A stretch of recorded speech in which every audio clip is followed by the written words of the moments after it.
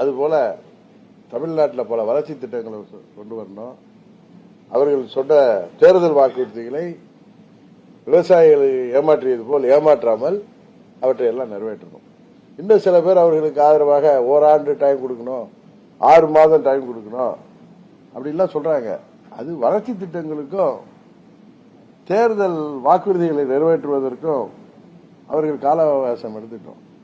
5 ஆண்டுகள் கூட எடுத்துக்கிட்டு தேர்தல் வாக்குறுதிகள் நிறைவேற்ற மாதிரி வாக்குறுதிகள் கிடையாதுங்கிறது எல்லோருக்குமே தெரியும். ஏற்கனவே திமுக எப்படி அதுல எல்லாம் கஷ்டப்பட்டாங்கிறது தெரியும். அதனால தமிழ்நாட்டிற்கு வேலைவாய்ப்பை பெருக்குவதற்கு வளர்ச்சி திட்டங்களை கொண்டு வர வேண்டும். அதுபோல அடிப்படை வசதிகளை தொடர்ந்து பராமரிக்க வேண்டும். இதையாவது அவர்கள் ஒழுங்காக செய்ய வேண்டும். அதை செய்வதற்கு யாரும் அவங்களை போய் குறை சொல்லல.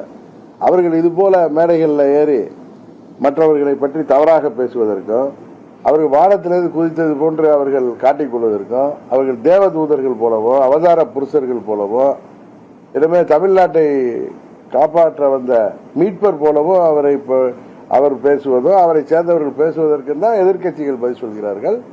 விவசாய கடனை ரத்துப்படி செய்ய சொல்லி எந்த விவசாயிகளும் கேட்கல. ஆட்சிக்கு வந்த உடனே இவங்க இந்த ஏமாற்று வேலை பண்றதுதான், அவர்களை ஏமாற்றியதுதான். விவசாயிகளும் போராடுறாங்க. ஒரு விவசாயி கூட இறந்துட்டாரு, அவர் வீட்டில் யாருக்கும் வேலை வாய்ப்பை கொடுத்தா அது எல்லாரும் பாராட்டுவார்கள்.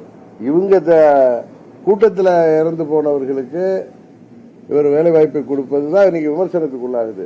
அன்றைக்கு இந்த விவசாய கடன்களை முழுமையாக தள்ளுபடி செய்ய வேண்டும், எங்களை ஏமாற்றக்கூடாது என்று போராடிவிட்டு வீட்டுக்கு சென்ற விவசாயி தலைஞரை சேர்ந்தவர் இறந்தாரே, அவர் வீட்டில் உள்ளவங்களுக்கு வேலை வாய்ப்பை கொடுத்தால் அது உறுதியாக எல்லாரும் பாராட்டுவார்கள்.